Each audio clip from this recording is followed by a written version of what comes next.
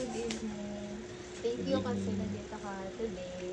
As ngayon ay magkakaroon tayo ng patient teaching or tuturuan kita about the importance of hydration. Okay lang ba? Yes.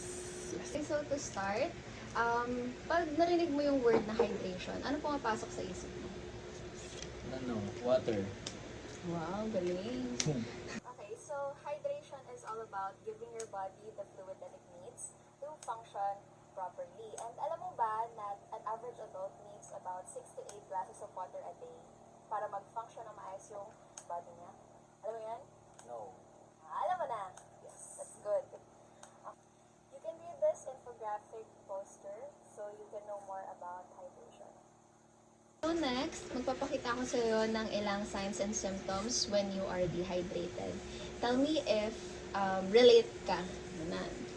Right now, do you experience this? Fatigue? Okay. Dizziness? Okay. How do you experience that? Sometimes. Okay. So, do you think you're dehydrated? Yes. Wow, weird. That's good. So, ay yung mga sinabi kong signs na yun, those are just a few of the signs.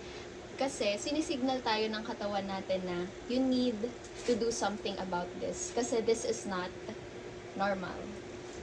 To assess what you have learned, I will be asking you a few questions para lang malaman natin kung ano nang Okay.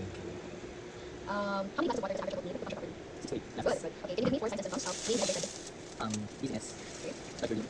Fatigue and burnout. Good. Okay, next I will be showing you a short video clip that you can watch to know how hydration affects the brain, your mood, and etc.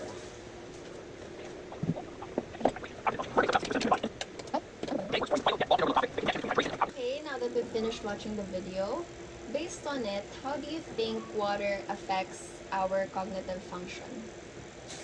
Yung water, nag-support siya ng blood flow sa katawan natin, tsaka yung oxygen level sa mga muscles. And, yeah. Sa organs of the Yes. body. Good. Okay, I will now be showing you a few pictures of beverages and I need you to encircle which ones you think can improve our hydration. This one. Okay, good.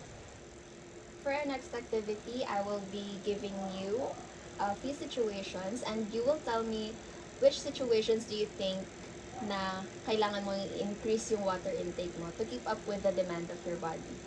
Okay, you have exercise. Yes. Okay, hot weather. Yes. Pag stress ka. Yes. If you have a fever. Yes. Light walking. Like okay. 4 days. Okay, after drinking coffee. Yes. Okay, that's good. I will now be showing you an oral rehydrating solution that you can do at home if you feel the need to hydrate more. It only requires water, sugar, and salt. So I will now show you. Let's go.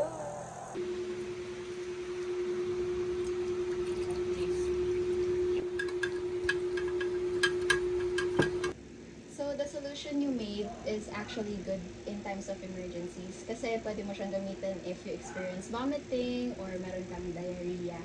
Pwede mo siyang gawin. So now you know. I believe. Before we end our session, I have given you a weekly water tracker so you can track kung ilang beses ka uminom sa isang araw or kung gaano kadalas. So, before we end, can you tell me what realistic goal would you like to set for this week? I'm going to try to drink 5 to 6. Okay. 6 to 7 glasses Okay, that's per good. day. Wow, that's a big improvement. Yes. Okay, so this is your tracker. Okay, thank you so much for joining me today and participating sa mga activities natin.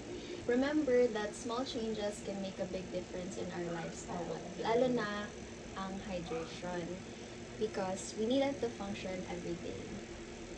You have anything to say before we end? Do you have any questions? Yan.